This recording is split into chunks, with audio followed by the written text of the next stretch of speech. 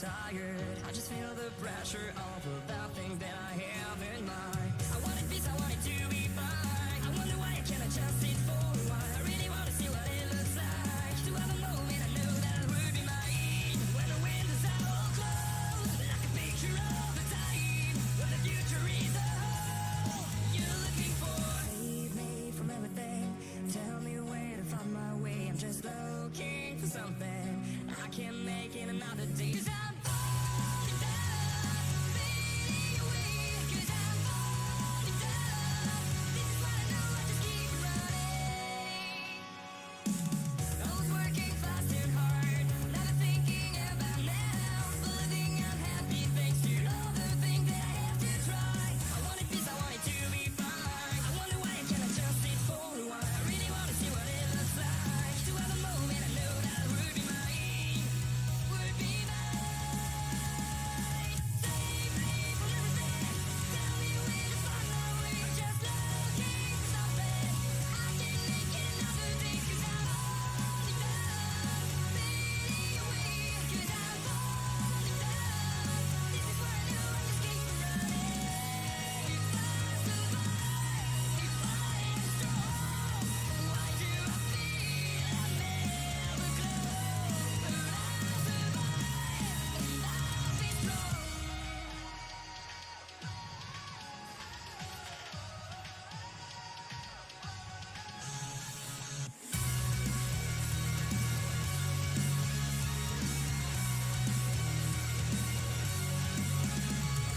Save me from everything. Tell me where to find my way. I'm just looking for something. I can't make it another day. 'Cause I'm falling down, fading away. 'Cause I'm falling down. This is where I know I just keep running. Keep running.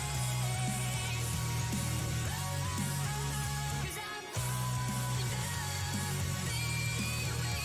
'Cause I'm falling down. This is where I know I just keep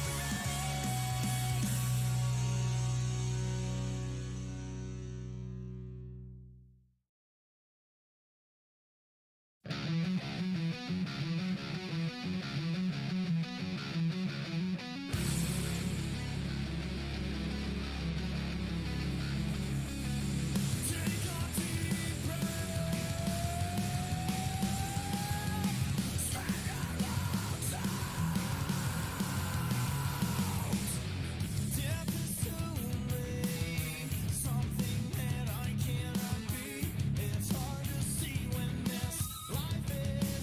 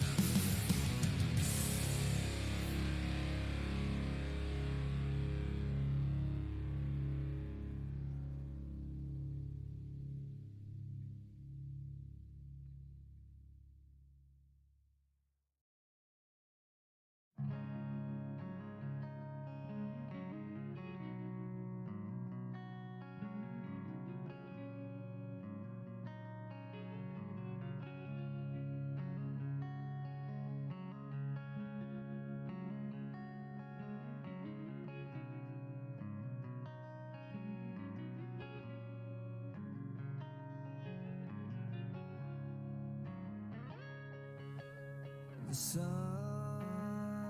has blazed my shoulders, it's hanging my shadow from the vagaries of my past. It's a story that's so familiar to anyone who's seen and done the same. So I'll explain how we're the sons of avarice.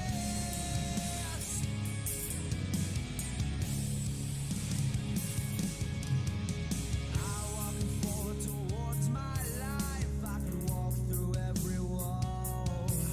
I was 6 feet tall, outstripped them all, but I always wanted more. Well, good afternoon, good evening, good morning. Once again, new series for us here, the Midwest Days of Thunder Cup Series.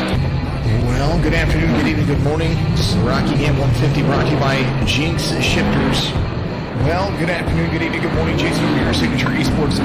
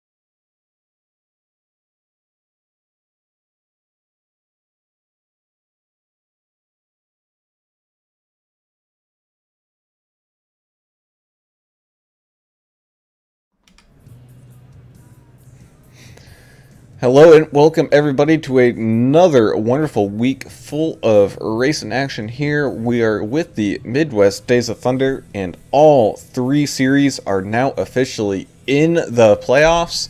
We are here being a Monday night with the Xfinity series with the first round of the playoffs coming at you at Talladega. So this is going to be a wild ride and talk about the true testament to try to move on to that second round and gather up all those important points to try to end this one off as a season champion. I am your host, Alan Brown, and I am joined in the booth by Mr. Alan English. Alan, how you doing tonight, man? Great, man. NASCAR's biggest trial, it never disappoints. It's over 2.5 miles, 2 2/3 miles. Big high banking, really wide, lots of room to get racy. We'll see some 3 and 4 wide early, I'm sure. It's always exciting to watch pack racing at these big tracks, and these Xfinity guys are pretty damn good drivers as we've seen. So I'm expecting a pretty good race tonight. And down there on pit road, hoping he sees some tempers flare and some wrenches being thrown. That's going to be Mr. Adam Turner. Adam, how you doing tonight? I'm doing great. It's hot. It's 122 degrees on the track right now. 70% fuel, 1 fast repair. This is Midwest Days of Thunder. You know, this is pretty much your feeder series right into the Cup, and these guys are trying to win this playoff, and some of them are trying to make the Cup series as well. So should see some real good racing. A number 81 car is hoping there's no hacks out on the track tonight. Hopefully that's not the case. Should be fun. I'm saying we probably should save it and send it about lap 55. Yeah, and I think that's probably in the mindset for a lot of these drivers as we look at today's race info. It's a nice, bright, sunny day here, as Talladega doesn't have really any lights. You can't really race here at night, at least sim-wise. I don't know if the real-life one is changing that up, but as you said, Mr. Turner, it's getting a little toasty out there down on the track, but thankfully this being a plate track, temperature doesn't come too much into play, but these cars might do some slip sliding around, especially in these big old bunches. But that's going to bring us to that key to the race, and that key is patience, especially for these drivers in these playoffs. You don't want to put yourself down in a hole early by making a mistake and having to fight all the way back up. Well, not only that, these Xfinity cars drive really well. They draft really well. You might feel the need to maybe take more chances if you get a big run, and we don't want to see a whole lot of over aggressive guys forcing it 3 and 4 wide. Just because one car gets a good run, you're not going to be able to do it by yourself. You really do have to team up with some other cars to take advantage of the aerodynamics and get one of those lines running. It's a team effort here, guys. You can't just jump outside. We've seen it a few times in some other leagues. They'll jump to the outside by themselves and expect to pass everybody. That's not going to happen here. Yeah, there's no army of one here. And here's the bottom line. If you're in this chase of the top 16 here, you win this thing, you're in a final race. So you're not going to have to play around with Watkins Glen, which is next week, or North Wilkesboro, which is the following. So it's a huge, huge race tonight, and it one that anyone can win from the bottom to top. I see no favorites here at a track like this. It's kind of like rolling a dice in Waco on a Saturday night. You never know. Well, you might get, we got the top 16 drivers here are competing for playoff opportunities. So, like you mentioned, that there's only 4 races in the playoffs. So, if we get 3 different winners in the next 3 races, including this one, you'll have one guy that has to point their way in the playoffs. So, but if we get multiple races with the same winner, you'll have a couple guys that are able to point their way in without getting a win. So, it's going to be interesting moving forward. I'm not sure what the plan is for Xfinity next year, if they're going to expand playoffs to maybe 2 races around. I'm not really sure yet. I'm sure the admins will let us know about it, but looks like we're finishing up our practice session and getting ready to lay down some qualifying laps, Mr. Brown. That we are, and like we said, we were going to start a little bit early here so we can actually run through what the official decision was on the drivers that did make it into the playoffs. So, what came down through the pipeline, and the admins did have kind of a tough decision on this one, but at the end of the day, I think they made the right one, and that being is, in our current rulebook, there was no provisions about if you're win, you're in, and anything like that. So, to be as fair as possible to everybody, all they did was go down the list, and the people who are still competing here in Midwest Days of Thunder, they just took it by points, so it didn't matter if you had a win or not. It was all based upon where you finished points-wise. So, for example, Kevin Biggs, he had that top spot in those points, so he ended up kind of leading that regular season charge around and getting, I think, a few extra little bonus points here to kind of give himself a little bit of a cushion. But then you got Andrew Kobe, you got Ethan Flanagan, Brian Privet, Gavin Marlin, Isaac Wilson, Special K, Alan Kewins, Tony Fry, Alan Dixon, Angel Hernandez, Gary Sargent, Greg Klein, Pete Van Sprundle, Tim Harmon, Al Corey, and Mike Hornbeck. So those are all your available playoff drivers. That doesn't mean anybody like Davey Hendricks or any of the other guys that are out here. You know, they're out here racing for race wins as well, whether or not it's for a championship or not.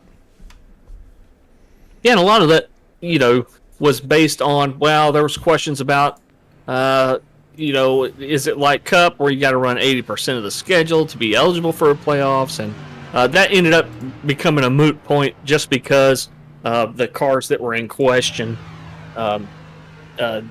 you know, they didn't have the points to get up there anyway. So yeah, they went ahead and made a decision on it and said, okay, we're just gonna take the top 16 in points and make that your playoff field. So it's gonna be exciting either way as we get ready. I think we're going to where we're going next week. Watkins Glen.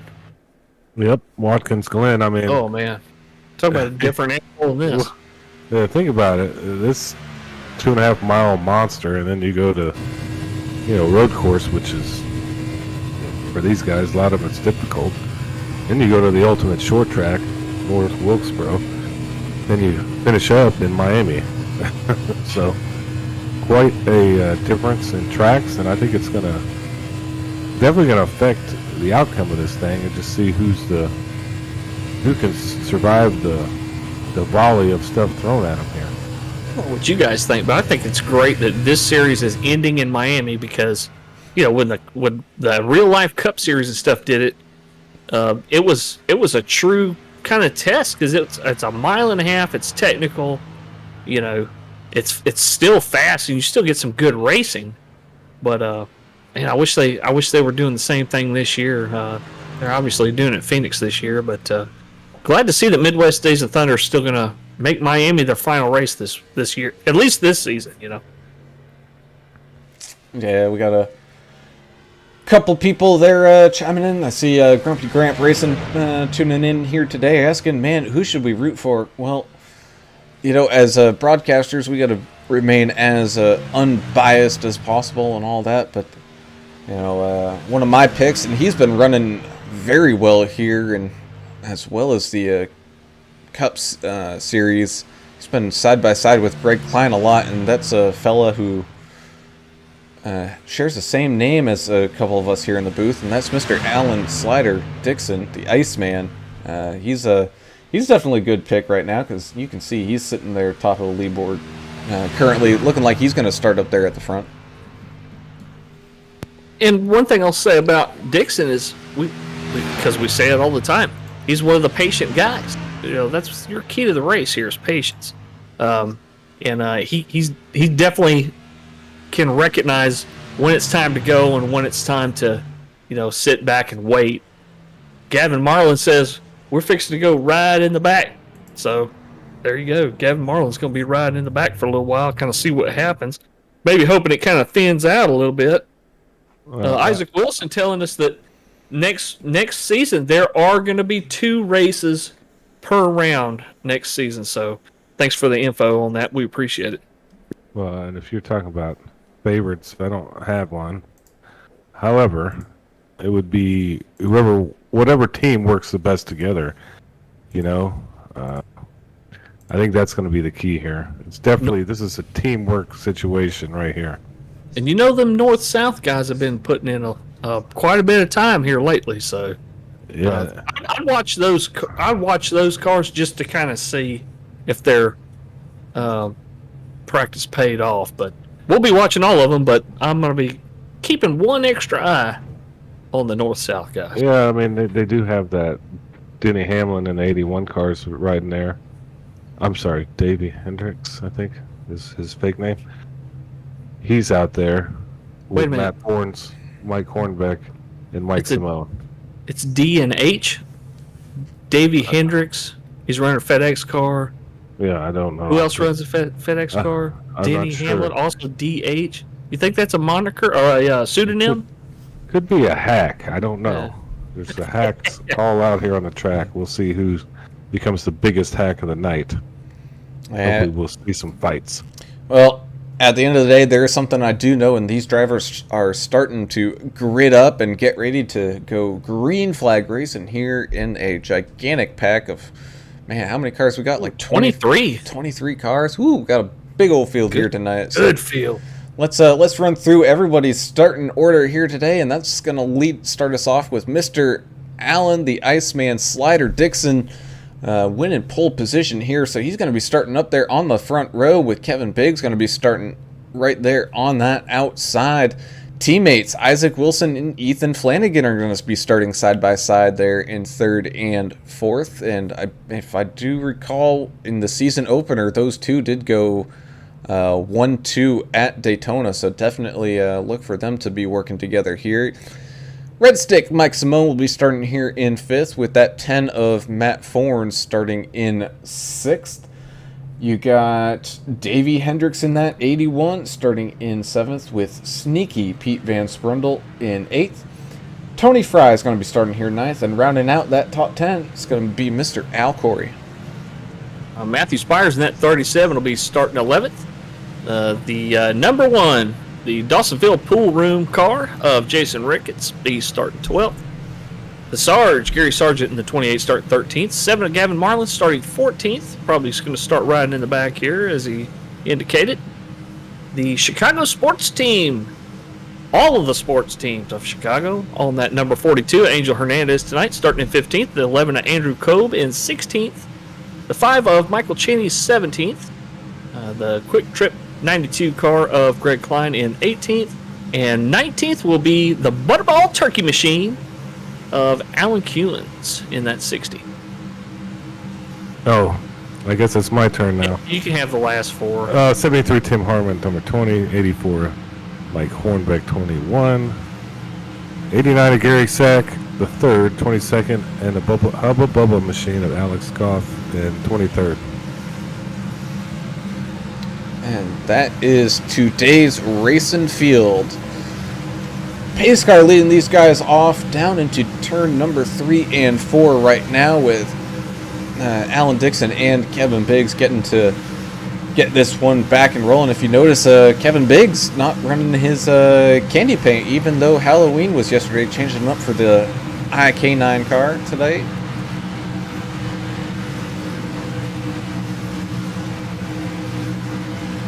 Got a whole bunch of nice paint schemes out there. We'll run through them and do a nice little rundown, because I'm sure these guys are going to not get too crazy here right off the bat. But pace car coming down into the pit road right now, and we're just a short little while away from taking this thing to that green flag. The start-finish line here is actually after this tri-oval, which is makes for an interesting finish every single time we've seen a race here, because that line's just a little bit further away from these guys out of these turns. But green flag's waving, and away we go, side by side, off down into turn number 1. Here we go for this race here at Talladega. Pretty good start for these guys. Not a whole lot of back and forth weaving around. People holding in their line. Like to see that early. Good to see these guys showing a little patience and giving each other room early. Yeah, I'll give them about 3 laps, and somebody's going to want to destroy someone. But, hey, they're competitive, and I think we're going to see it. Ooh, as that almost entire top line came down to the bottom line. So Kevin Biggs and Ethan Flanagan working together there, getting a big old run on Alan Dixon on that bottom line, able to get around him very easily. And so now there's really no help out there for that top line, which has Matt Fornes and I believe that's sneaky Pete Van Sprundle out there. Orange number 80, I believe it is. That's him. And here's the deal. Just stay in the pack. Stay in the front pack, and you're going to be fine. Keep your patience, Use a little common sense here, and we may be able to get quite a few laps clicked away. Yeah, this is a 60-lap race, which will require at least 1 pit stop. Do you guys think it will require 2, or do you think the 1 will be it? Well, talking with Matt Fornes before the race, he was running a little bit of testing for us. 3 wide, I'm sorry. He said that he thought it'd be somewhere between 23 and 25 laps per run. definitely looks like it's going to be a two-stopper. Kind of depends on how cautions fall, if we get some cautions. Ooh, Flanagan. Ooh, Flanagan there. getting loose, so we're 3 wide up here at the front. We're 3 wide right behind them. You got the 5 of Michael Cheney. He was trying to do some stuff on his own, as we kind of saw there a little bit, making that far outside line work a little bit, but yeah, Ethan Flanagan now way out of line. It looks like we're already splitting up to maybe try to make three lines here. Yeah, not what I would have chose. And there's some chatter on the radio about the patience issue. Well, and the 10 kind of got shuffled out in that deal, and same thing happened. You see it right there with the 35.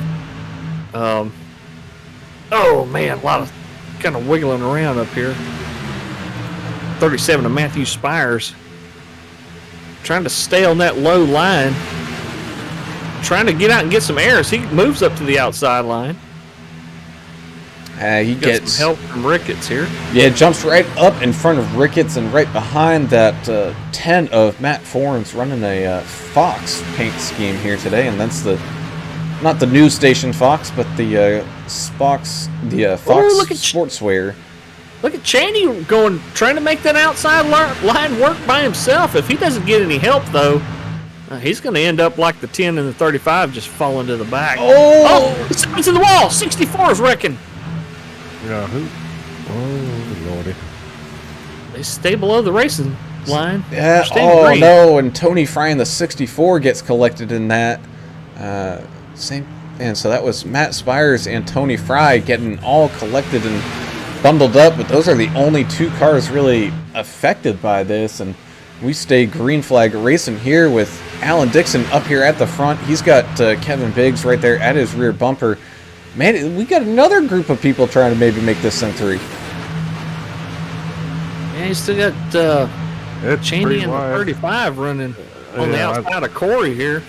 I don't know what the hell they're doing out there, to be honest with you. I don't think it's very smart racing this early in the race. If they can get a little help, they can maybe make that line work, but they're not going to be able to do it by themselves as they drop in behind Al Corey here. But why? It's lap 5. Why? Yeah, they're trying to tempt some people to jump up there and try something else. Okay. I mean, you can run 3 wide, you just have to be real careful, and there's a lot of back and forth wiggling around up here right now, and I wouldn't. If it was me, I wouldn't try it. Yeah, it just causes a lot of different aero issues when you're running 3 wide like that. And look, they're going to do it. That's a couple guys that I don't think either of those guys are playoff drivers. Go back and look at the roster. Well, it's Ethan Flanagan, and he is definitely part of that. I don't believe Michael Cheney is. They're falling back in line here, running that second line, middle line. Oh, but there we go. The 93. He's wanting to run outside. He hit the wall. Oh, he might get stuck out there. Let's see. He does have his teammate right there around him as well.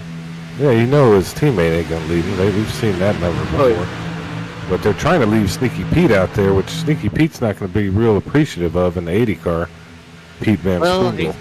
He's trying to stay kind of low here. I don't believe he's going to take that chance of running up in that third line.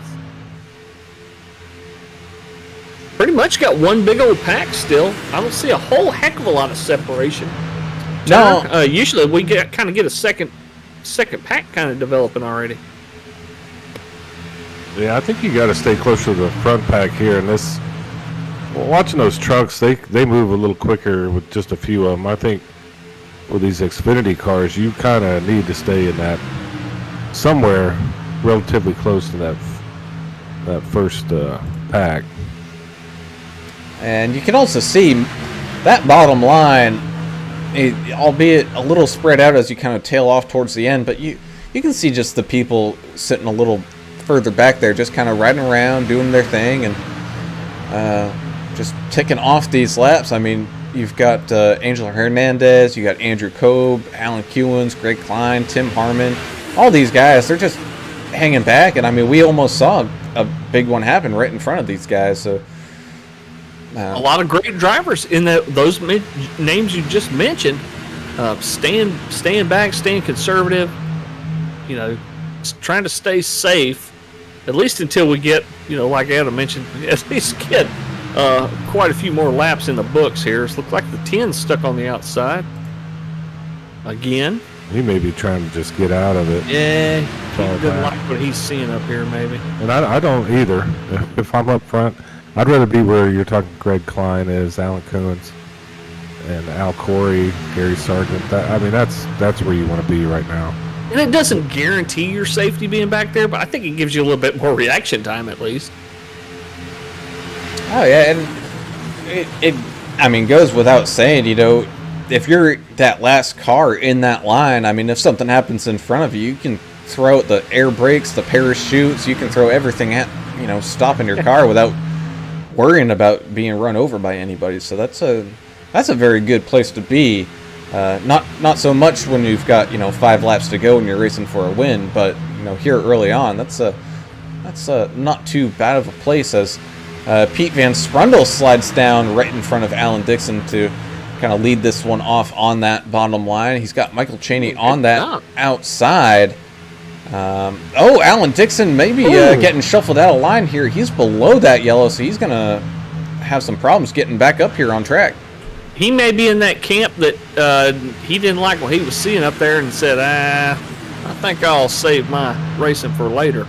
He was able to hop right back up in line in front of Al Corey.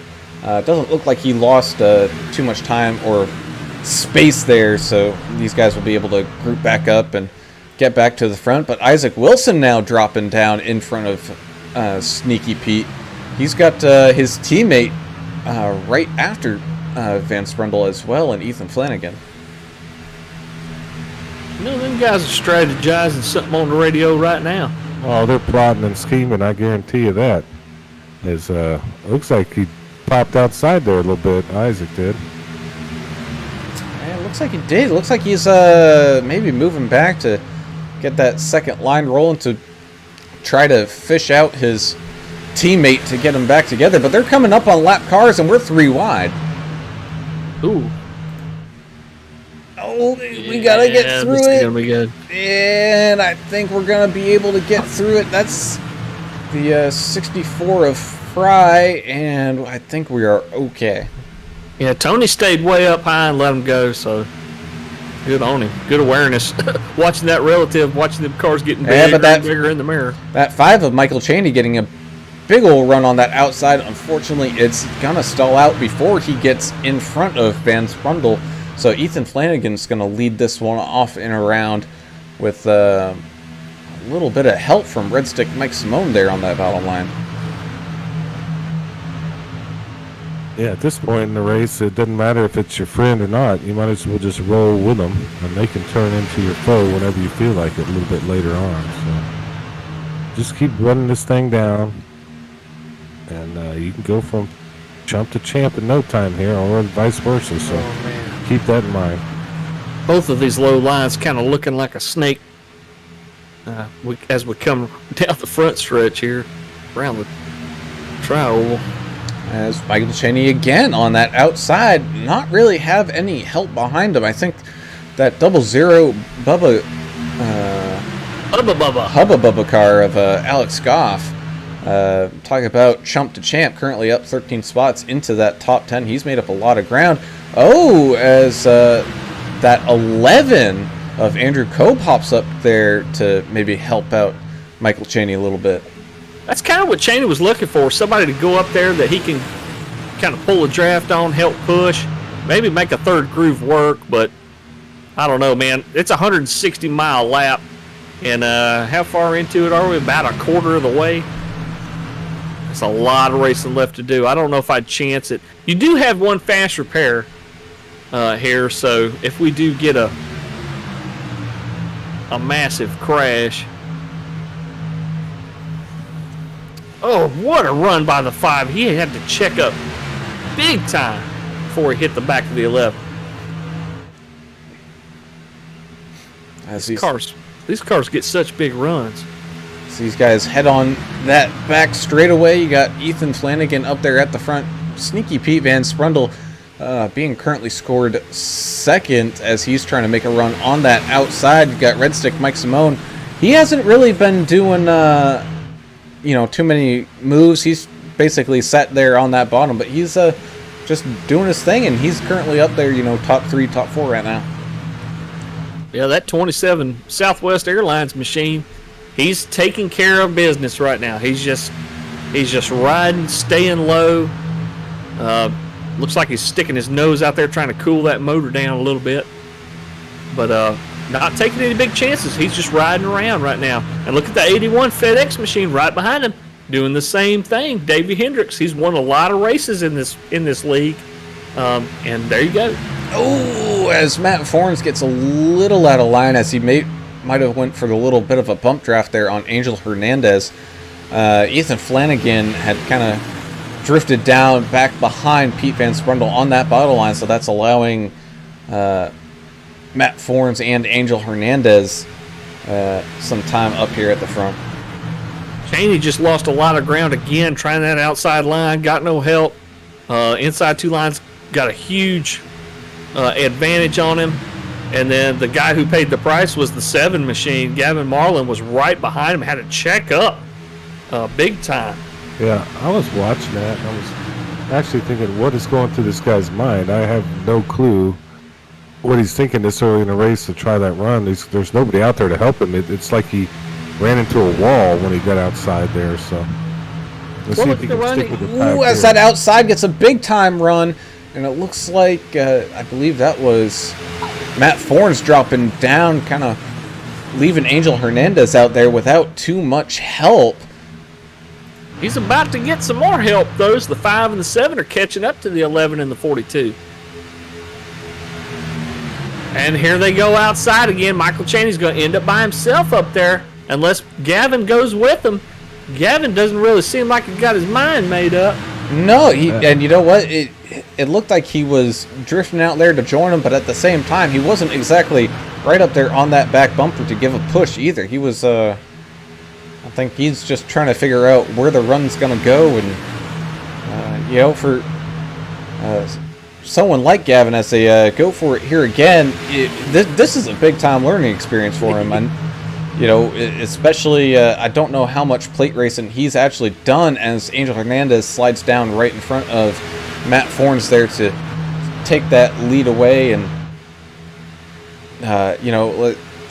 for Gavin, this is just big-time learning experience, understanding what these cars will do here. And every single lap that he learns more and more about this is going to benefit him in every race, that he does in the future. And we appreciate your Biceps, Andretti. Thanks for the compliment. We love some plate racing too, man. We enjoy this pack racing stuff. It's awesome. Oh, as we're 3 wide here, the 11, the 5, and the 10 all grouped together there, and they slowly figure things out, but Matt Fornes getting bumped out of line a little bit there, and now the 5's popping back out to that outside and hoping the 10 of Fornes can catch up and regroup that top line. Oh man, they're trying to play leapfrog in the front, and now Cheney's trying to lead this pack, and we'll see if he can get up there and dip down on the inside. That's what we see happen at these plate tracks all the time. You get a good run outside, first thing you do is drop back inside. Look at Fornes and the 5. Not a lot of room there, right in front of Davey Hendricks. Oh my goodness! What is Cheney going to do here? He's stuck there as Mike Simone getting stuck. Line and gave it up. I don't know, but I don't think he knows how to lift at this point. The 27 of Mike Simone, I think, getting word from his north-south teammate there of like, hey, I got you some room. Come on down. There you go. That's that team concept we talk about all the time. And Midwest Days of Thunder, if you guys are looking for a racing league, this is the one for you, because I mean, the team concept and the stuff they got going on here, the type of racing there is, the type of drivers that they promote. Man, it makes for some crazy good stuff to watch. As there's the 5 again on the outside. There he is, Yeah. but currently leading the race right now, and that's the 7 of Gavin Marlin, and that just goes to show the young gun has a little bit of patience to let things figure itself out, and he's up there at the front as we're 3 wide right behind him. Pete Van Sprundle, Michael Cheney, Mike Simone, oh man, Ethan Flanagan as well, What is all the in that five- mix. What the good I don't know. Lord. Does he just need air on his nose? Is he overheating? I don't know what the hell he's doing out there.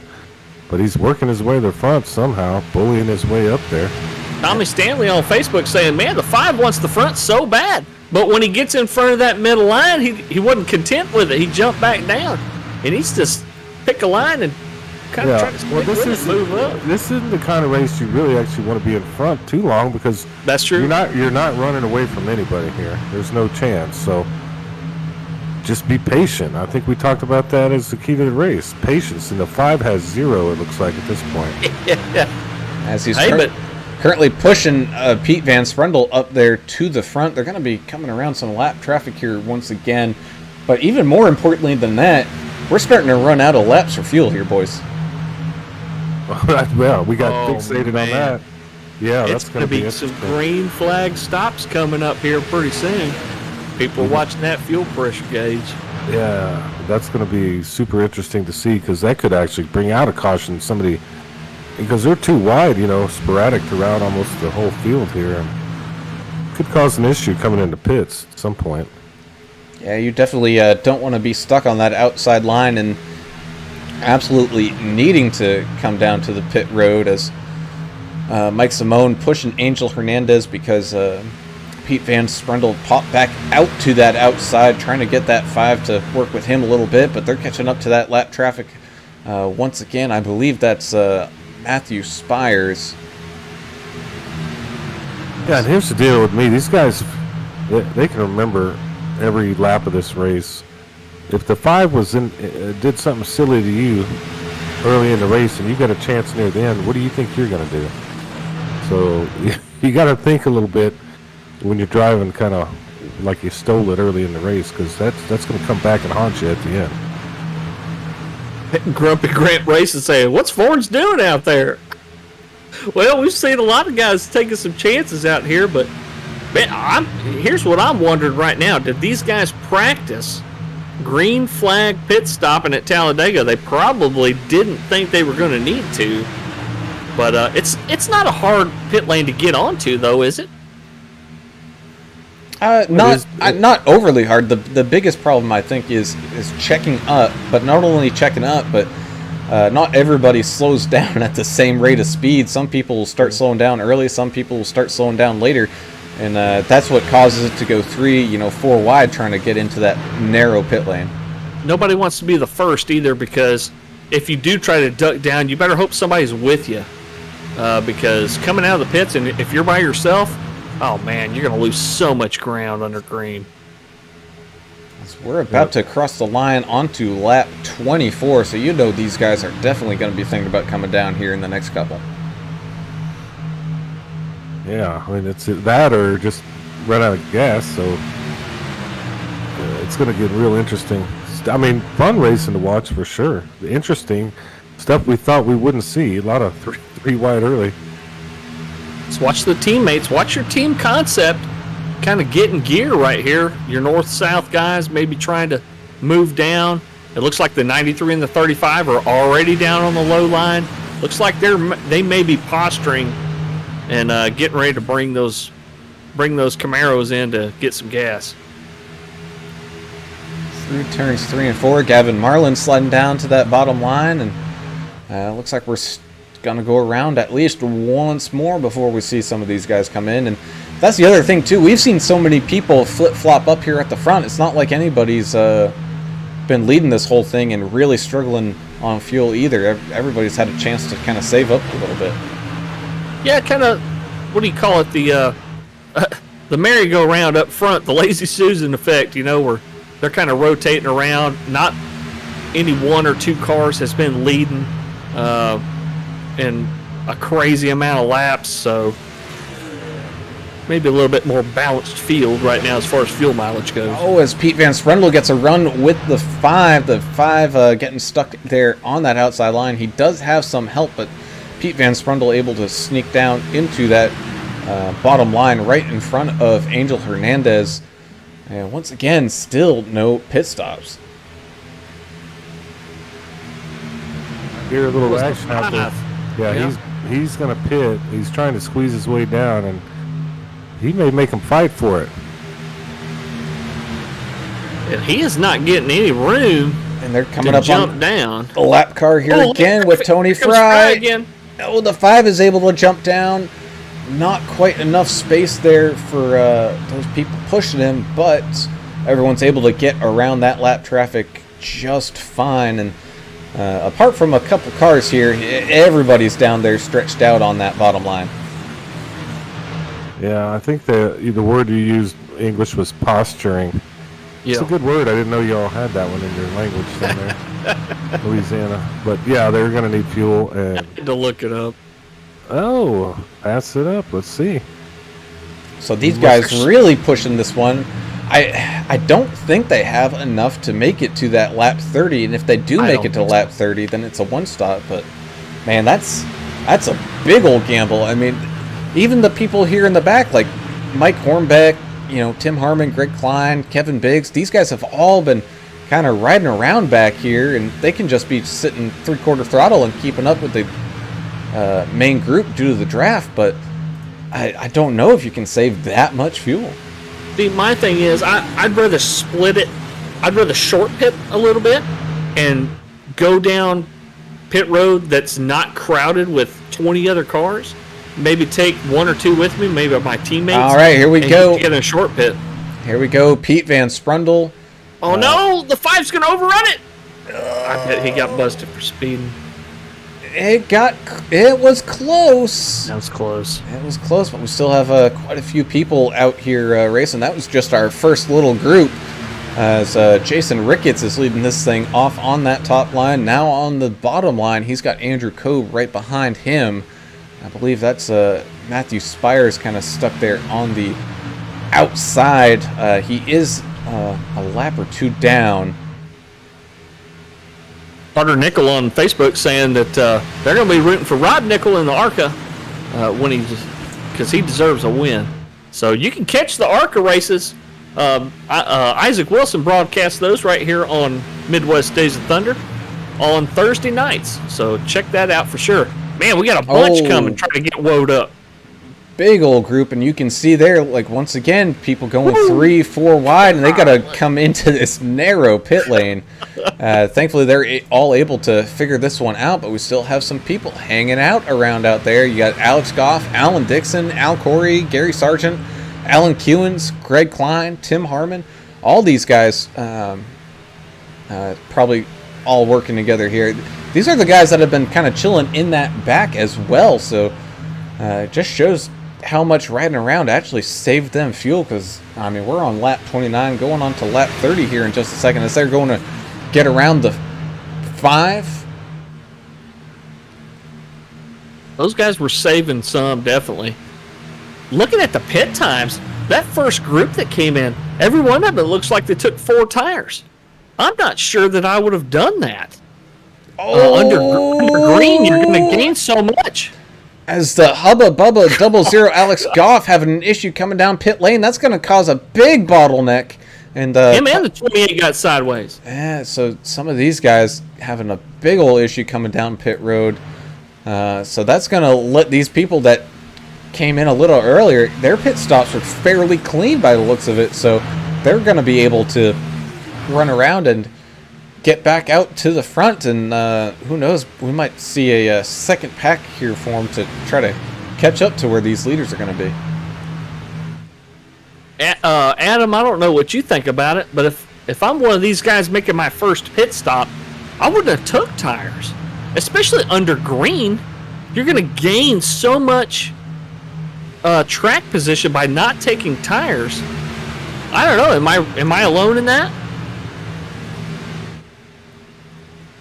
As you can see, the group that just came down, they are just coming out of that pit lane now, and they're not even up to speed yet. So they're gonna have a lot of work to do to get together and try to pace back up to this main pack, which is currently being led by Isaac Wilson with Pete Van Sprundle on that outside. We saw Davey Hendricks there leading that bottom line a little bit.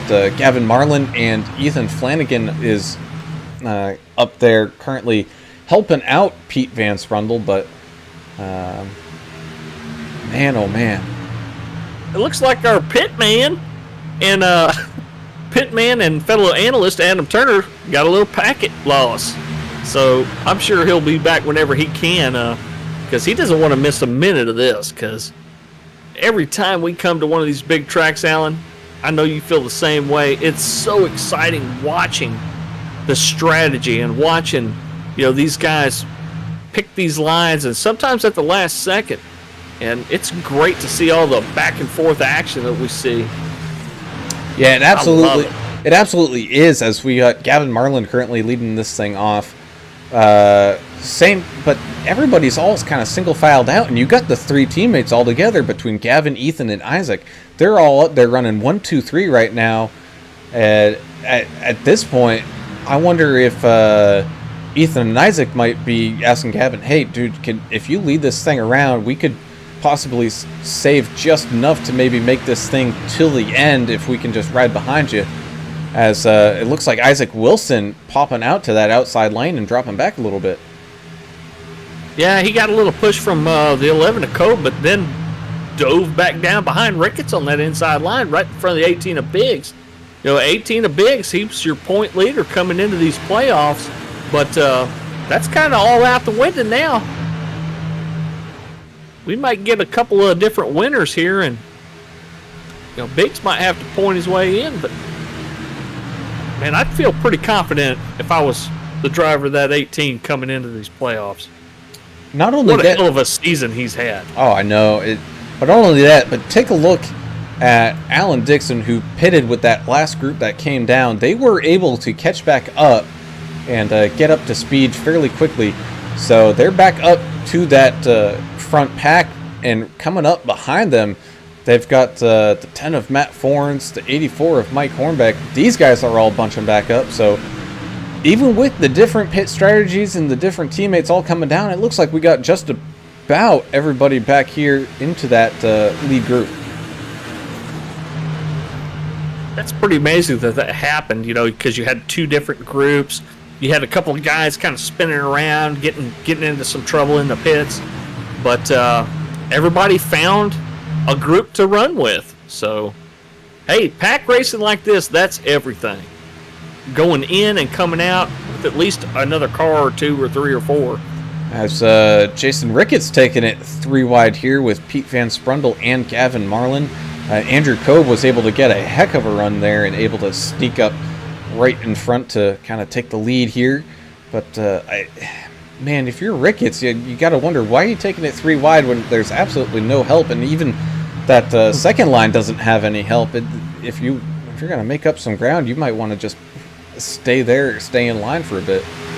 And Ricketts is one of those guys that, we don't mention his name every race, half the race.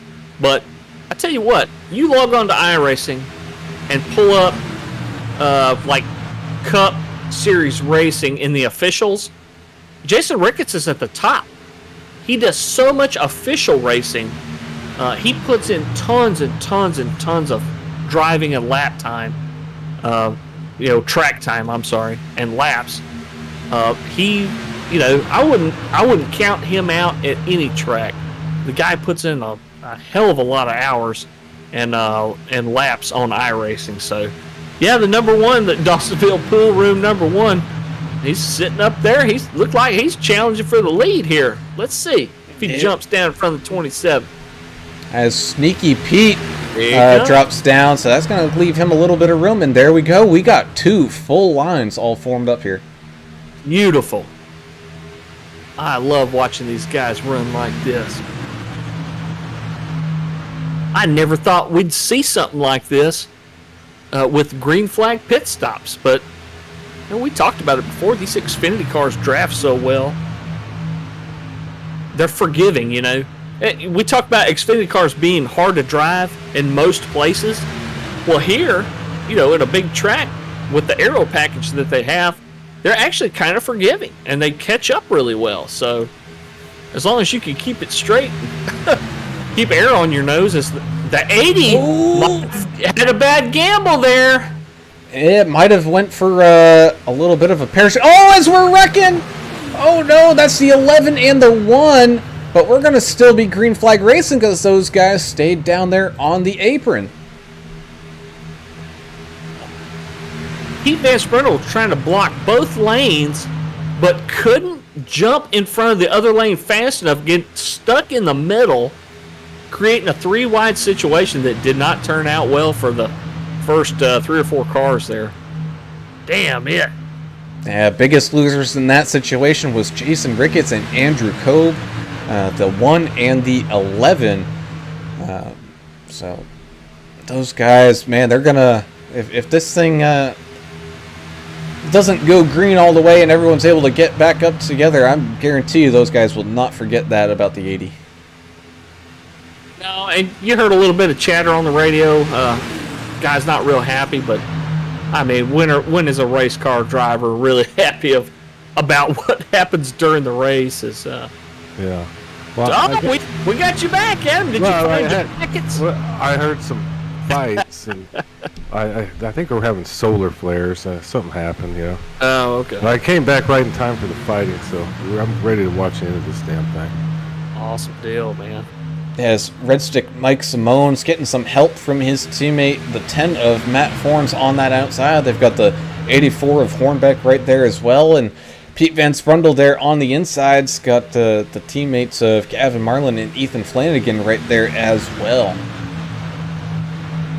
Tell you what, for this race not even being 2/3 over yet, we've seen a lot of action, and not even one yellow flag. So who would have thunk it that these guys would have put on such a great show? At 92, how many positions has he made up? He's sitting right there behind Tony Fry, who's obviously a lap machine. He's currently 92's and 7th. He's up 11 spot. Yeah. Nice. Yeah, but so far, biggest mover is going to be the 84 of Mike Hornbeck, up 18, currently sitting there in third on that outside line, as Matt Forns and Mike Simone getting a big ol' run on that outside, but they did not elect to drop down, even though they were clear of Sneaky Pete. Hey, Stanley talking about teammates pushing their teammates hard to the front. Yeah, it's so cool to watch as you got like the 60 machine, the Butterball Turkey himself. Alan Kewen's got his teammate in front of him, and you can see a couple of north-south guys work together, and it's going to be more and more exciting as we go, as the 10 and the 27 work really well together. They're on the outside up there, trying to make that outside line work. They might try to drop down here. Oh, they're thinking about it as we got contact. Together. Here we go, Big Rick. Here we go, and this will bring out a caution. First caution of the race happened at lap 40. I got here right in time. Van Sprundle's car is destroyed. So is Alan Coons, unfortunately. Oh, man, that turkey's fried. You've been waiting to do that, hadn't you? No, kind of came to him. Watch what happened here. The 84 and the 80 just get snagged together there, going all up and around the track. Unfortunately for the 60, just nowhere to go. Let's rewind that back once more and see. Wow. Yeah, the 84 wants that one back, I bet.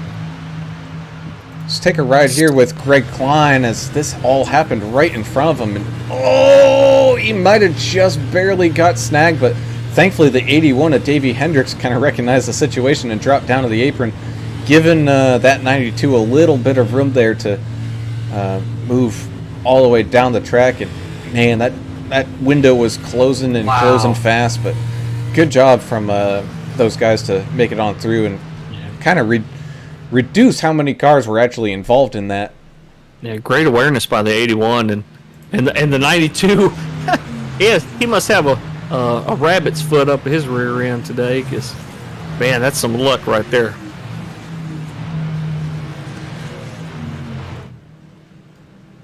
Sounds like the 60 lost his motor. He's trying to coast to pit lane. Not sure if he's going to make it. Maybe we can see if somebody can give him a little push. We saw that the other night in a different race, but I don't know. This is the playoffs. I don't know.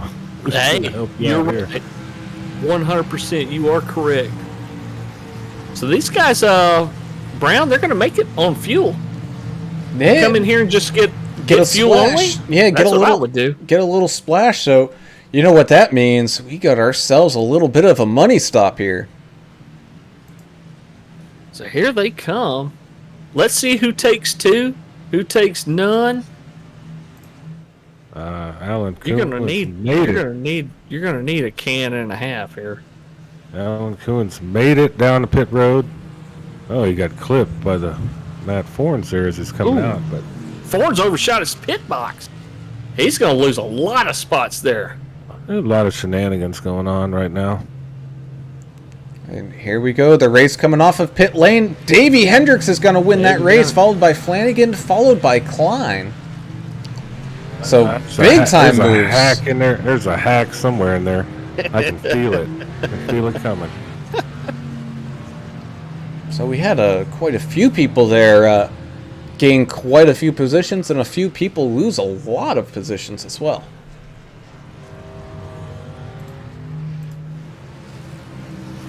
Yeah, you know when it's Pete Van Sprundle on the radio. I'm just going to say that.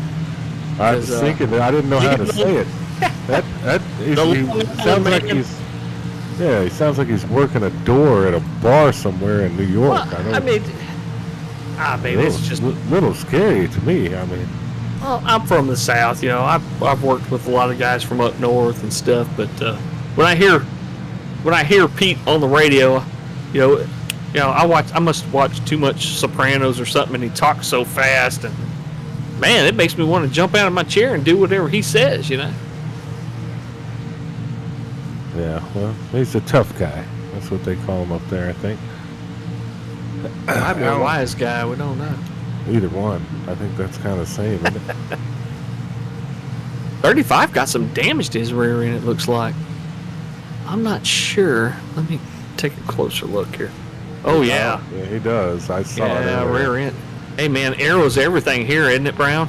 It is, but I don't know how much that rear end's going to affect it too much. I know front end's kind of where you really don't want the damage.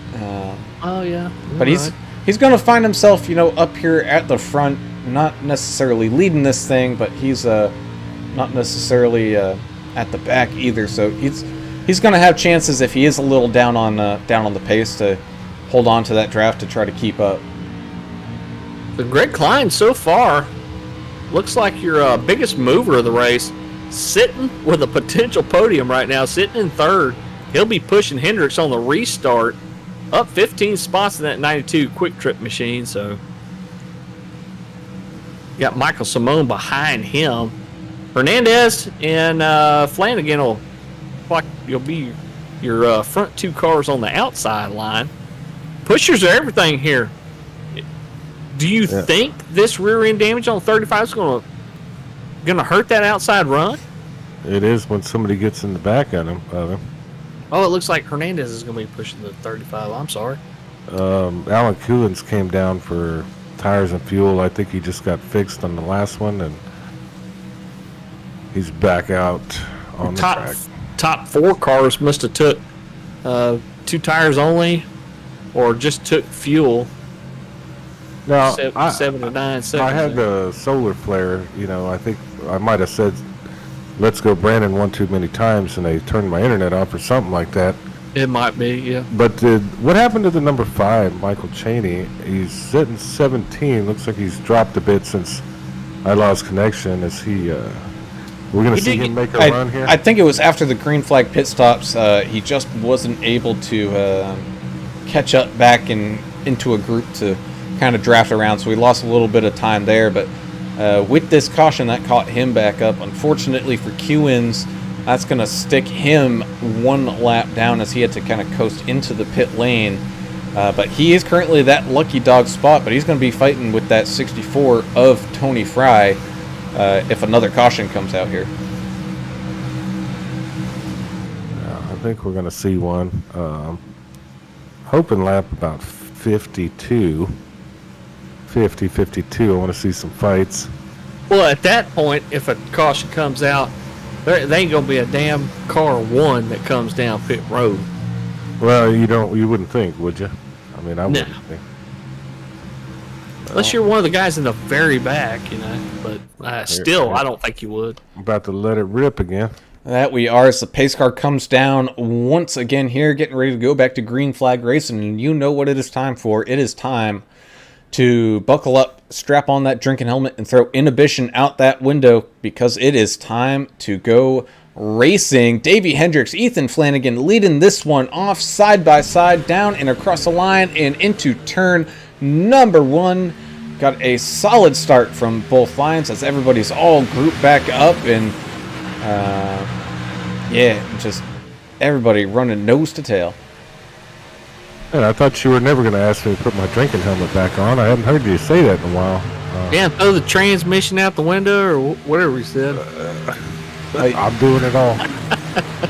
Throw prohibition out the window. I'm all for that. As the 81's getting a big push from Greg Klein there, all over that back bumper. 3 wide right here. Oh, as we're wrecking behind the field. Is around. Yeah. In the back, there was a good one. And that's going to bring out the yellow flag. Let's go back and take a look here, see what happened. Man, Spires came down or something. Looked like the... Spires got loose going into the corner and just cut right in front of the 64 of Fry. Those two got together earlier on in this race, and it looked like it was just those two cars involved. So Special K, Alan Kewins, will get his lap back here. You got it. We saw some 3 wide between the 93, 10, and the 31 right as that yellow flag came out. That was kind of crazy to watch for a second. And how unlucky is 64 Tony Fry? He keeps getting delivered a couple blows by the number 37. Hadn't heard any anger yet. I don't know what's going on out there. And I mean, it's like Alex Goff is back. He did have a connection issue. He'll be a couple laps down, it looks like. Yeah, man, I don't know. All I know is you got Klein's going to be starting on the outside, Hendricks on the inside. Who's going to have the best group of cars behind them that stay organized? I think that's what's going to define your last 15 laps here.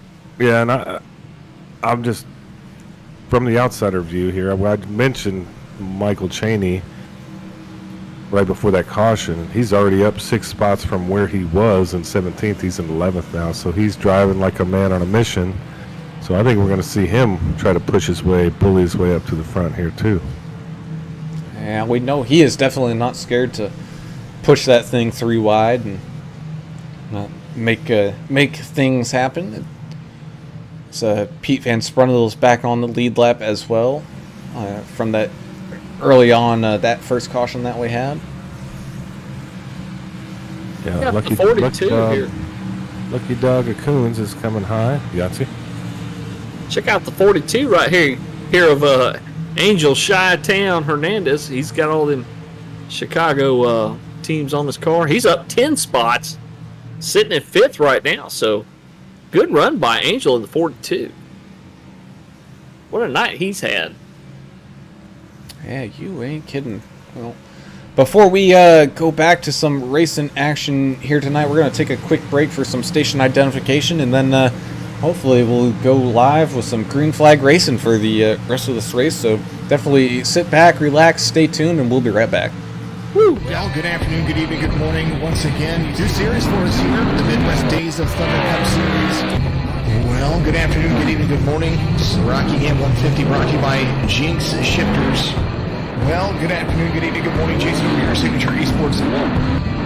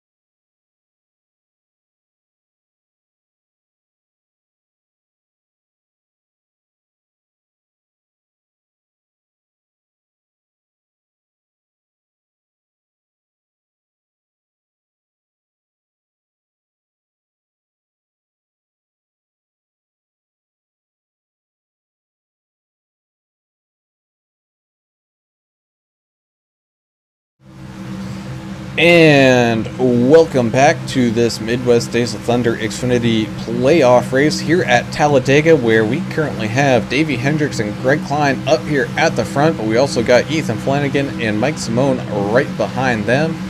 Angel Hernandez and Kevin Biggs right there as well. Same thing with Alan the Iceman, Slider Dixon, Gavin Marlin, Matt Forns, Isaac Wilson, all up there in that top 10 as we get ready to go back to green flag racing here tonight.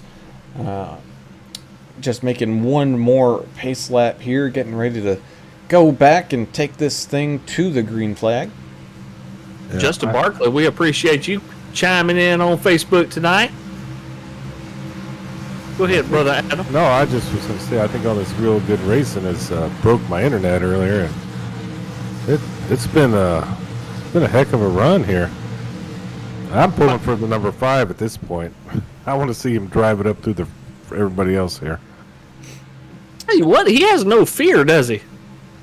0.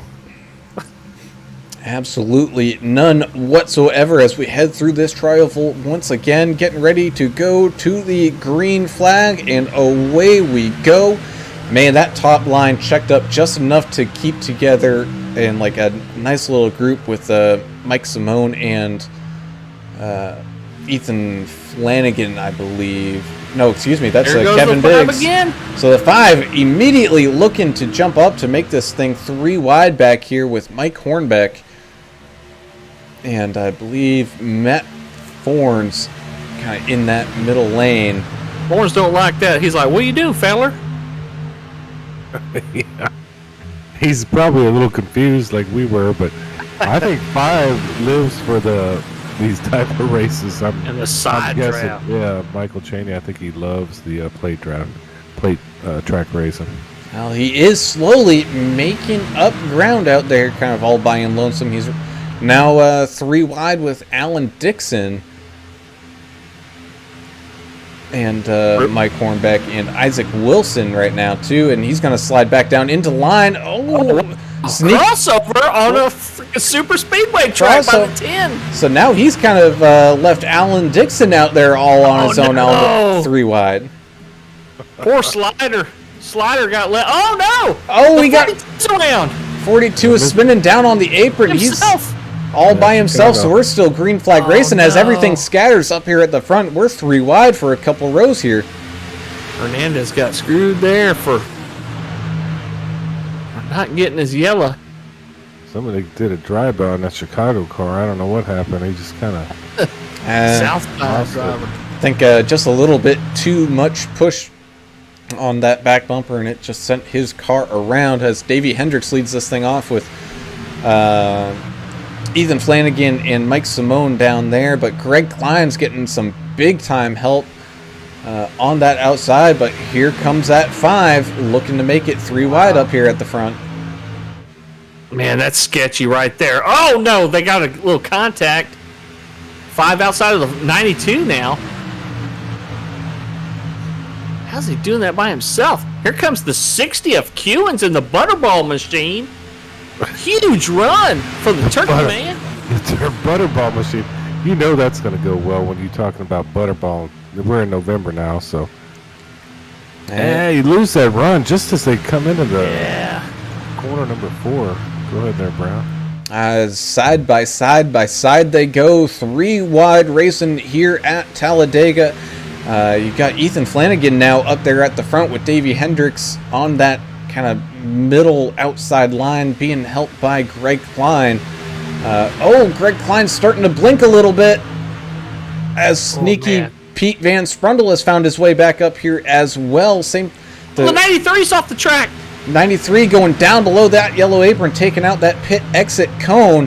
He's going to have to try to find somehow to get back up to not lose this draft, but he's going to lose a whole ton of positions there as Davey Hendricks still trying to inch his way back in front of Ethan Flanagan as everything's starting to kind of settle down just a little bit here as we start to tick these things away. Gonna have 9 laps to go the next time we cross this start-finish line. Ooh. Tim Harmon in the 93 right there with his teammate, the 60. They got to get together a little bit better than that, though. Thanks, Reverse Frozen, for watching us on YouTube. Always pulling for north-south. And Grumpy Gramp Racing saying, cautions breed cautions. So far, these guys able to leg it out so far. Which one of these hacks is going to... Oh, as we got a whole bunch of wiggling and waggling. Oh, my. It's time now, though, right? I mean, which one of these... Which one of these hacks is going to get the 81 car? That's what I want to see. Are you referring to the Cup race the other night? Possibly. Or last night, I should say. As the 81 jumps down to that bottom line right in front of Flanagan. Oh, we got a car up into the wall. That's the 10 of Matt Forens. Looks like he's able to hang on to it out there in the wall. Unfortunately, though, he's going to have a whole bunch of damage. And no yellow flag to help him out here. So that also kind of checked things up back there a little bit. And everyone had to scatter around as the 80 of Van Sprundle all over that back bumper of the 92 of Greg Klein, trying to push him back up to the front, gather up all that momentum that they lost a little bit there. Red Stick Mike Simone doing a heck of a job. It's a car on the roof. The 37 was on his roof. Yellow's out. He was on his damn roof. The 37 is working the flag man harder than the real Mrs. Poindexter. Oh, man. You're right.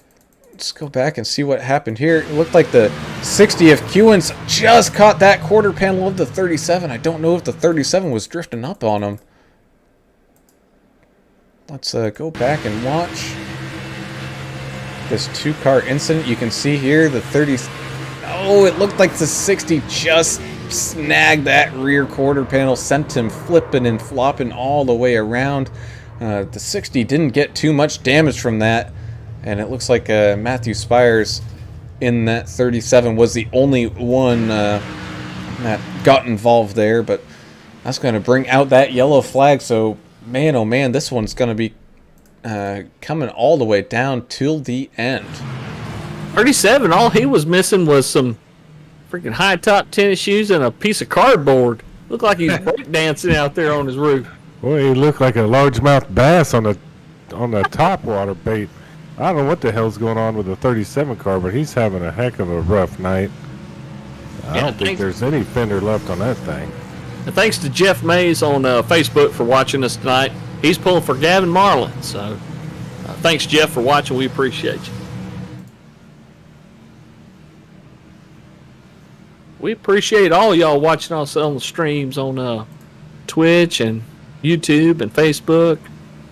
You guys are the reason we do it, so thanks so much for watching. Share with your friends, share with the families of these drivers, because I'm sure they'd love to watch them. Yeah, Midwest Days of Thunder. I know these guys are a growing league. Oh, yeah. Progressive league. You start in ARCA, trucks next season, Xfinity and Cup. So they're filling the rosters fast, and they want people to watch in this thing. And hopefully there's some entertainment value. I think there is, just watching it. And I think you're entertaining.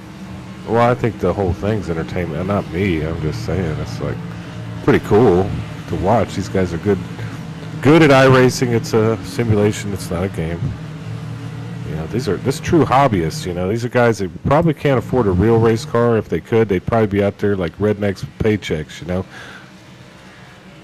We got a couple guys out here that run some real racing, local tracks and stuff. Yeah, no, they're definitely there's guys that have, and then there's guys that realize the money is a little cheaper to run it here. This can definitely prepare you and let you know it's racing for me or not. And if you're really good in iRacing and you really enjoy it, maybe racing is for you. Start out doing some Legends races or street stocks or something at your local track.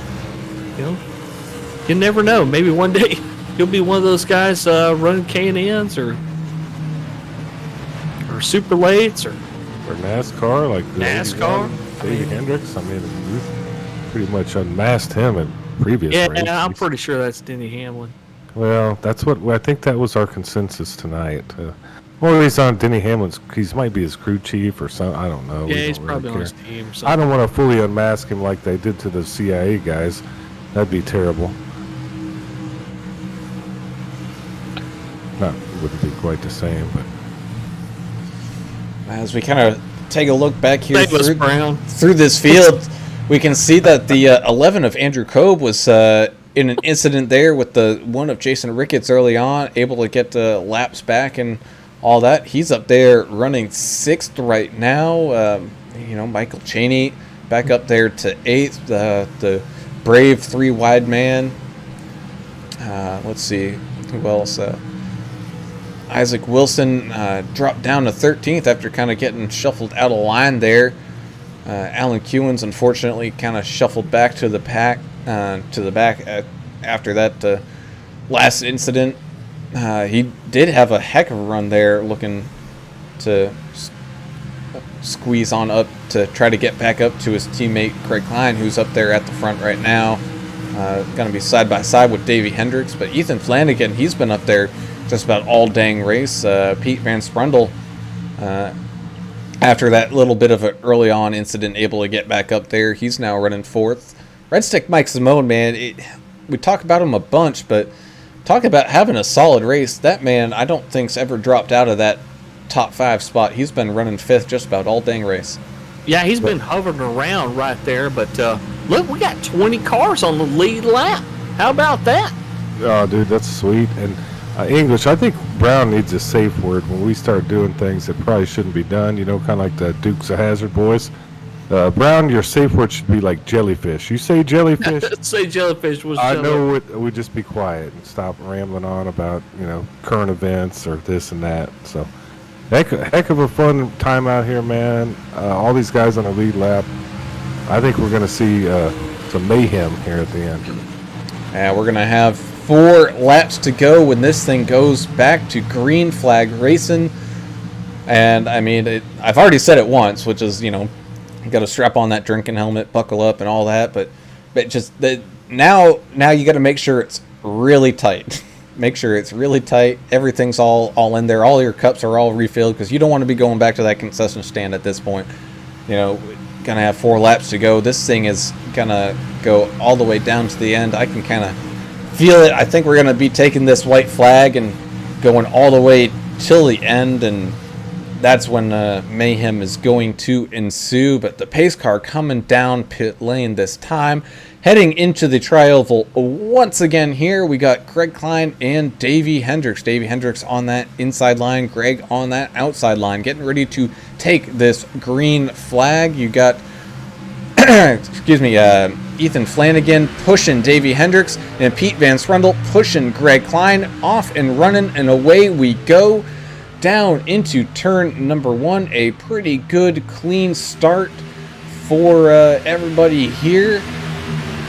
2 wide here with the 11 of Andrew Kobe hopping up there to try to push Pete Van Sprundle to try to help out Greg Klein on that outside line as everyone starts to get all grouped back together here. You got the big Red Stick Mike Simone still sitting there. You got the 7 of Gavin Marlin all sitting there. And man, oh man, we're just a few laps away from trying to figure out who's going to go home the winner here tonight, as we're kind of all scattered around here at the back of the pack as the racing continues to get exciting. Up here at the front as the number 5 taking it 3 wide once again, sneaking his way up to that front. That's going to shove the 11 of Andrew Kobe all the way outside. Going to see if people decide to help out each other here, and it looks like Isaac Wilson will jump out to that outside to try to help out the 11 of Kobe.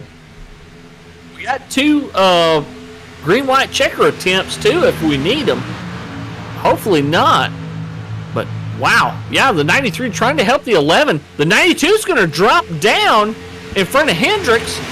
The 5 and the 80 with the 18 of Biggs pushing are going to stay in that middle lane.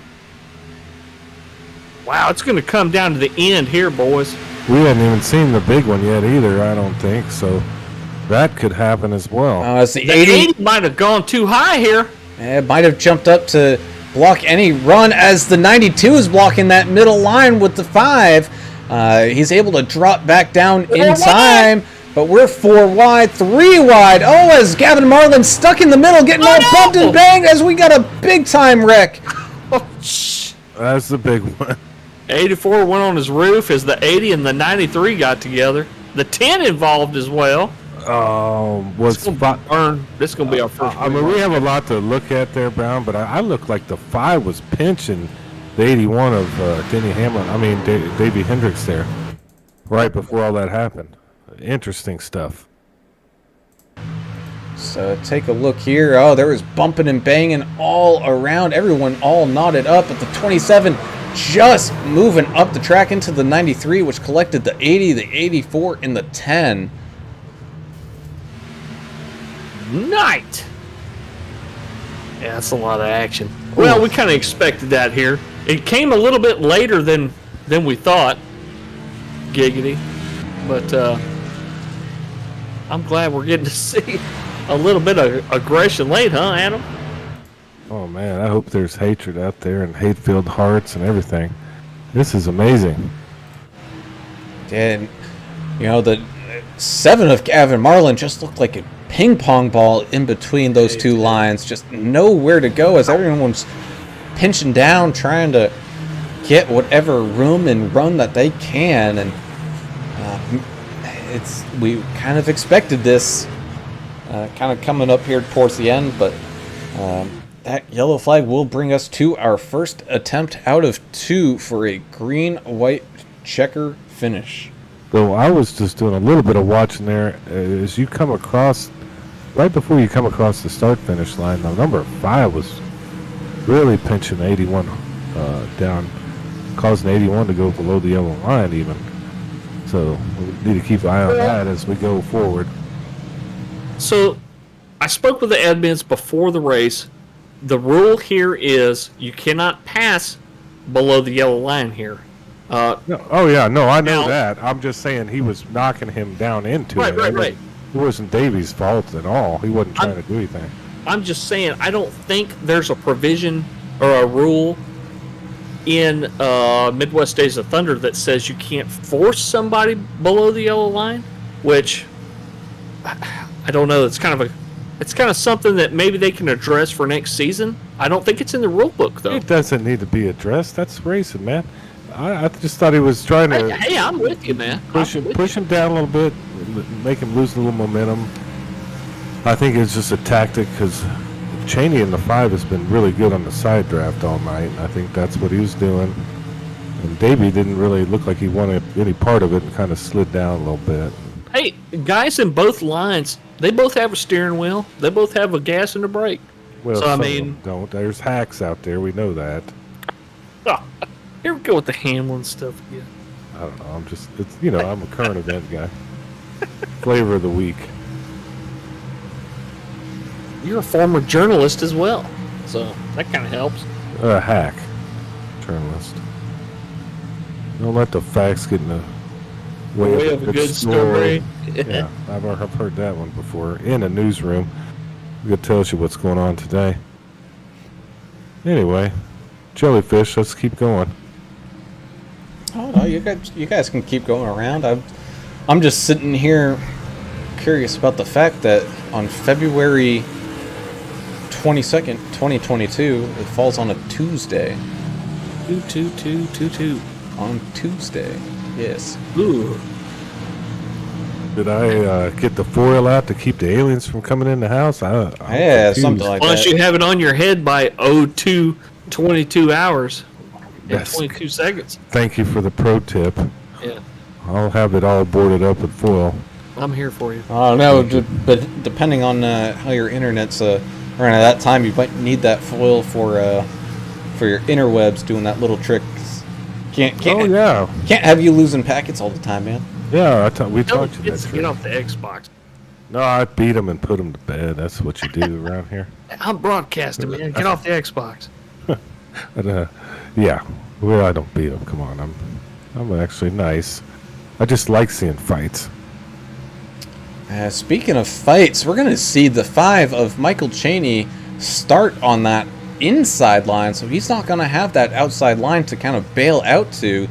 He's going to be right behind the race leader of Greg Klein with Davey Hendricks running that second lane. He's going to have, I believe, Ethan Flanagan sitting right there behind him. So Ethan Flanagan having a pretty good comeback of a race. He hasn't been racing here for a little while, and finally being able to get back to it here in these playoffs. And he's definitely showing his mettle here tonight.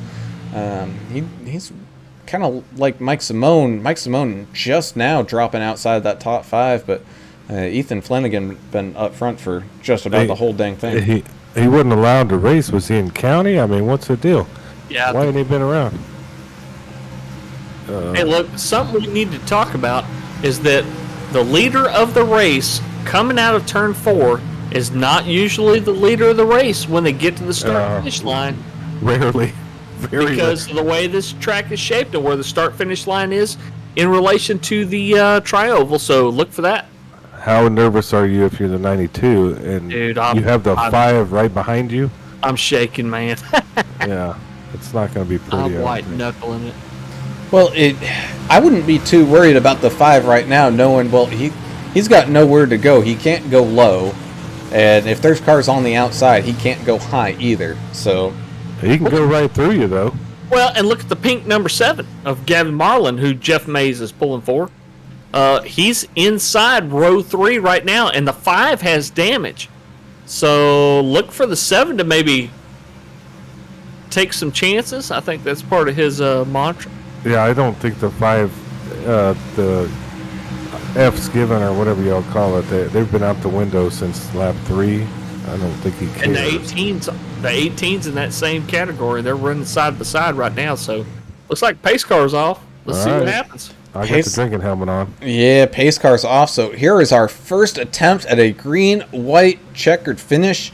We're going to go take this green flag. On the next time around, we will take the white flag. So if nothing happens between then and now, we're going to finish this one under green flags conditions. And away we go. That was a uneventful start there. It looked like everyone was just kind of laying back. Maybe it was a delayed green flag away from the flag man there, trying to get everybody all stacked up nice and tidy. But here we go, side by side through turns 1 and 2. The outside line had a little bit of a better start there, but that inside line's working together. The 5 pushing the 92 with the 7 right behind him, trying to get Greg Klein back up there to the front, trying to get that big old mighty run going. Down through the back straightaway into turns 3 and 4 we go, still too wide. No one peeking, trying to maybe make it 3 wide quite yet, as everybody's still trying to maybe figure everybody out as the 81 starts pinching down on that inside line, trying to gather as much side draft as they can, coming through this tri-oval and coming across the line. Here's that white flag. So here we go. No more yellows. This race will end at the end of this lap. Whoever crosses that line, as the 5 is all over that back bumper of the 82, making him a little bit squirrely, but still managing to hang on to it. But that bottom line's got a heck of a run here. The 92 was just about all the way clear of the 81, but here we go on that far outside line, making it 3 wide. We got Alex Goff. 92 is wrecked. The 92 is wrecked, but that's going to leave Gavin Marlin up here at the front as we have absolute carnage leaving this group behind. Got the 27 of Mike Simone right alongside of them. Oh no, as they both wreck into the 5, that's going to leave Angel Hernandez and the 5 of Michael Cheney up here at the front, with Isaac Wilson sitting here in 3rd. He's all over that back bumper, sliding around and across the line. Angel Hernandez picking up the win here at Talladega, with Isaac Wilson in 2nd and Michael Cheney in 3rd. What a close finish. Hernandez, Wilson, and Cheney, your 1, 2, 3. Well, wow. Go back and watch that wreck. I already saw what happened. Looks like the 92 might have got dumped. Oh, he might have got inclined. He definitely did. And I'll see what the 5 has to say about that. Ooh, like we said, the guy wrecked the 93 at the end of the. Well, hopefully there's hatred out here, and there should be for next week especially. Well, hold on. Did the 93 pass under the yellow line going to the apron through the tri-oval? Well, I don't know. that's something else we got to pay attention to, apparently. Maybe the admins can look at that. Because, hey, when we announce the finishing order at the end of our broadcast, that is unofficial. Keep that in mind, folks, because the last say comes from the admin team. They do a great job of going back and looking at this. The 93 did. He went below the yellow to pass? He did. Yeah, they're probably going to ding him for it then. Wow. All I know is Angel Hernandez somehow managing to get through that just absolute mess and finishing this one off up at the front. Man, Gavin Marlin and big red stick Mike Simone, man, they tried to get across the line, but Mike Simone just not making it all the way across, I guess, because he ended up dropping all the way down to 20th, at least on my timing wise. Oh man, great for him and the 92. Too much going on there to take in all at once. Man, it looked like the 81, the 18, the 27, the 92. They were all up front, getting ready to battle it out, and then, oh man, what the carnage that happened right there on that last lap was just, it was unfortunate, but man, 42, what good job sticking with it.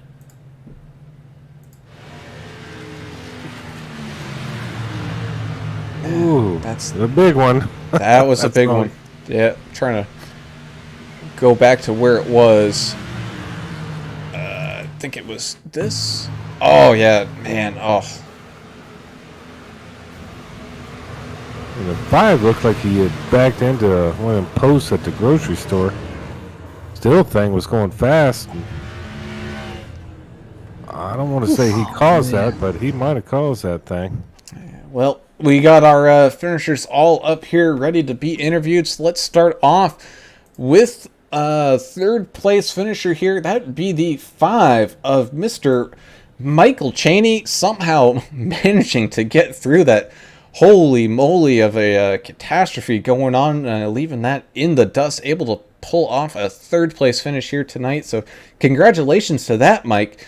But man, you were aggressive from the start. We saw it on lap 2. You were willing to go 3 wide, and at the end of the day, it looks like it was paying off.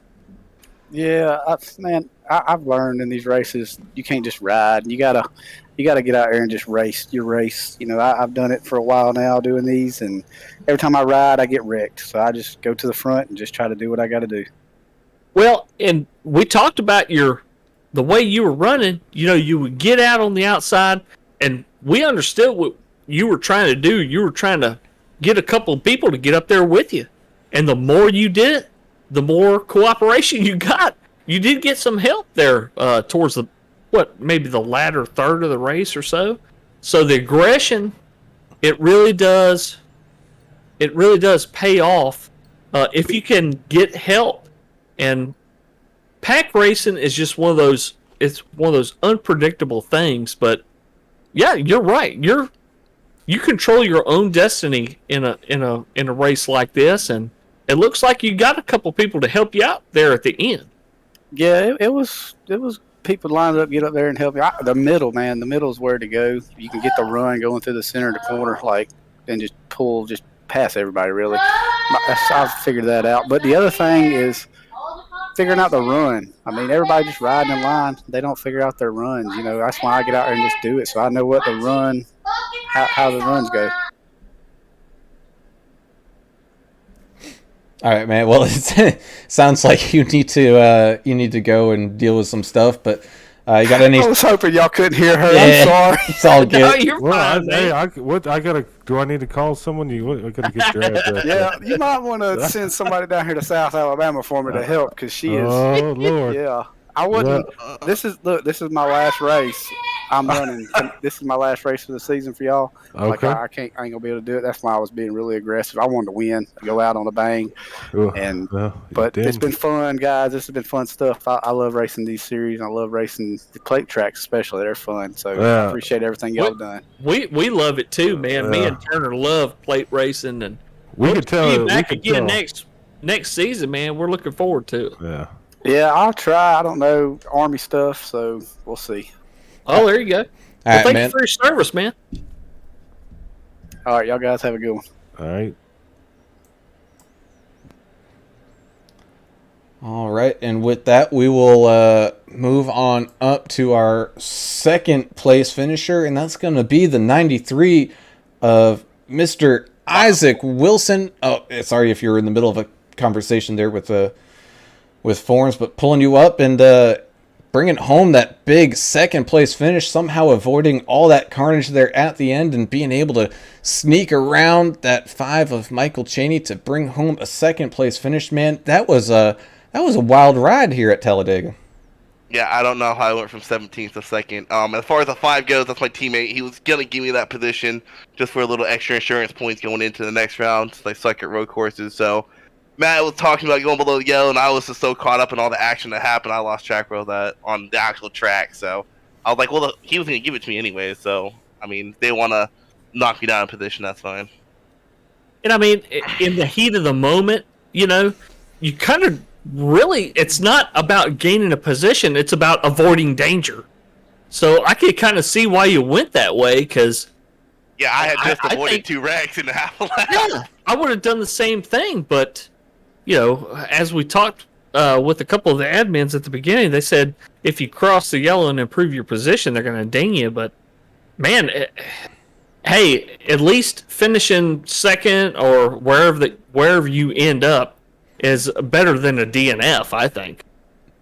Yeah, that was a wild race. Definitely had some fun working with my teammates, Michael, Ethan, Gavin. Unfortunately, Gavin had the lead. Don't know quite what happened there. I think it was just a racing to see Gavin go for a side draft. Might have went a little too low. It's hard to tell, but fun racing here tonight. Just glad I got second because I suck at Watkins Glen, so I need those points. So speaking of, how much practice are you going to put in for next week? Well, see, that's the thing. I practiced about 60 laps for Road America and still sucked there, so I think I'm going to put in probably close to 100 to 150. Throw a bunch of test sessions and stuff like that, because I got to finish at least top 10 to be on the safe side to make it to North Wilkesboro. Well, you're the broadcaster on Thursday coming up. What do you think of the ARCA field that we have right now? Is it pretty exciting racing to watch, and where can we watch your stream? Yeah, when it comes to ARCA ARCA racing, I broadcast to MDOT's YouTube and Facebook. I broadcast on my Twitch. And as far as the racing goes for ARCA, they've been cleaning it up a lot the last couple weeks. Been watching a lot of really good racing. So I'm kind of looking forward to Dega. Hopefully these guys know you cannot bump draft in those ARCA cars because you'll send the other car for a ride. All right, man. Well, before we let you go here to enjoy this kind of podium finish here, you got any shout-outs and all that?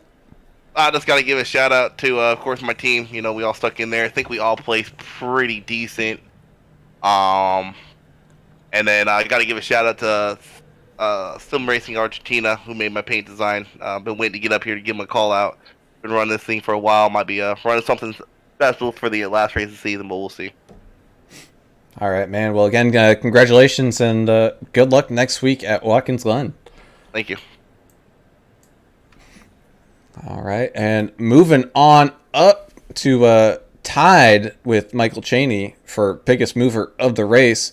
That's going to be the 42 of Her Sachs Racing own Angel Hernandez picking up the win here at Talladega, just like the 3 guys before him, somehow managing to get through that craziness, what was a final lap. Man, congratulations bringing the win home here for Her Sachs Racing going into these playoffs.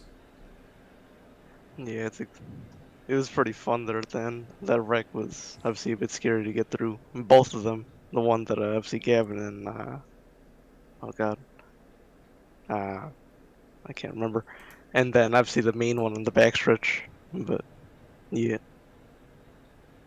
Pretty cool that that they have a couple of green white checker opportunities, but we kind of see it at tracks like this where there's a lot of pack racing and a lot of three wide stuff.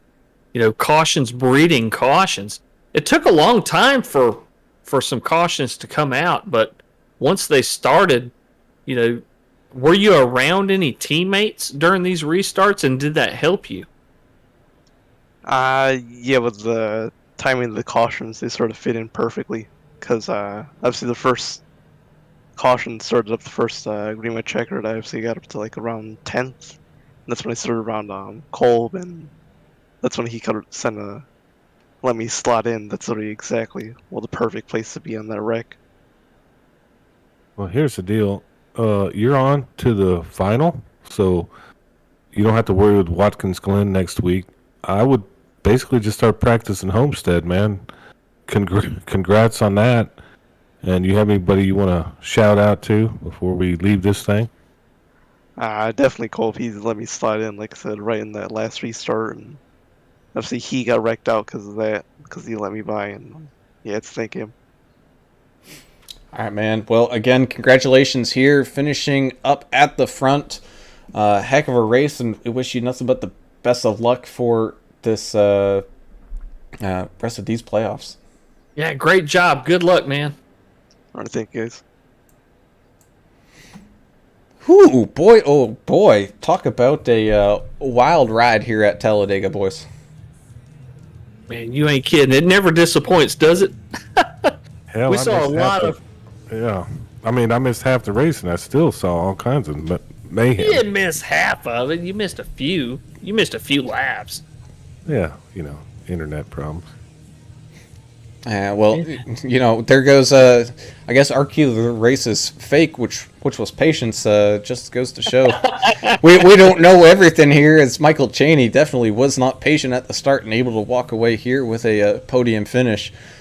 But we will run down through the grid to tell everyone where everybody finished after that crazy wild ride, and excuse us if some of these names aren't in exactly the right order, because when last lap craziness happens like this, iRacing might score it a little differently from how I have it scored here. So, but nonetheless, what doesn't change is Angel Hernandez winning this race here at Talladega, bringing home those all-important points for Hersack Racing's team. Isaac Wilson, we did get confirmation he has finished third and not second, so Michael Chaney did get that second place finish, which will make him the hard charger of the day, up 15 spots. And Isaac Wilson will finish here in third. Either way, still a good performance from both of them. The one of Jason Ricketts had a great comeback there to finish here in fourth. Gavin Marlin just a little too early before crossing that line and got an incident with Red Stick Mike Simone. He still had a pretty good finish here in fifth, with Andrew Kroeb up 10 spots. He's finishing here sixth. Tim Harmon had a pretty good race, stayed out of trouble for, man, it's been a while since we've seen him stay out of most of the trouble and whatnot. So he's finishing here in seventh, so good job from him. Sneaky Pete Van Sprundle able to finish off here in eighth. We saw him kind of duking it out up front for a while there. The Butterball man, Alan Kewins, bringing home a top 10 finish here in ninth, with the Hubba Bubba 00 Alex Goff able to pull out a top 10. Yeah, the 45 Canadian Tire Machine of Al Corey finishing 11th tonight. Slipped a position, but pretty safe race by him most of the night. The 92 of Greg Klein, we saw him running up front right before that last caution, and it really did cost him. He ended up finishing 12th. 84 Hornbeck in 13th. 35 of Ethan Flanagan, one of those guys that was also running really close to the front, finishing 14th. Same thing with Dixon. Alan Slider Dixon in the 31 ended up in one of them big wrecks, and he was the pole sitter tonight, finishing 15th. And the 18 of Kevin Biggs Started second, ended up 16th. The 81 of Hendricks, another one of those vehicles that was involved in that big nasty wreck there towards the end. He ended up 17th.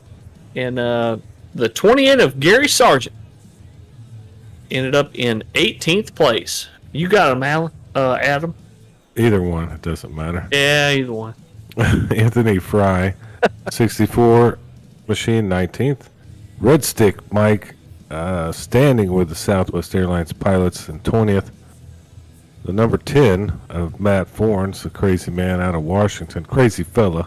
Number 21. Matthew Spires, this guy was like a tornado on the track tonight, literally. 22nd, and then looks like Gary Sack didn't even manage to get a lap. Well, He must have had computer things going on. He had some connection problems. He reached out to us on YouTube saying, I wish I could have been there tonight. He did have a packet loss early, I think during the practice session. So, yeah, Gary Sack in the 89 not able to complete a lap tonight, but he'll still get a few points in 23rd. Well, that will finish up the action here at Talladega tonight. We thank you all for tuning in and watching what was a heck of a wild ride, especially here at the end, as all plate track races should be. And hope you all enjoyed the broadcast. You can tune in again on Monday night as the second round of these playoffs moves on to Watkins Glen. So going from a plate track to a road course. Gonna have to wait and see who comes out on top there and try to figure these things out as we do make a cut here tonight. We'll as points get figured out and all that, we'll just have to tell you next week how everything all plays out. Tune in to Isaac Wilson's channel and MDOT on Thursday night as the ARCA series comes here to Talladega for their first round of the playoffs, and we look forward to the Cup Series on Friday night, as we just saw Eric Fiorello pick up the win last week and move on. So it's anybody's game at this point on moving up through, and I believe the Cup Series is at Talladega this week too, correct? I believe so. I'll have to go back and look to make Well, for if they're sure. not, they should be. So, Yeah. 'cause this makes for a hell of a lot of fun. Tune in and find out. Tune in and find out, but I do believe all three series this week were here at Talladega. So, man, oh man, talk about a great week to watch some fantastic racing. Until the next time, I am Alan Brown for Alan English and Adam Turner. We are signing off. We gone. See ya.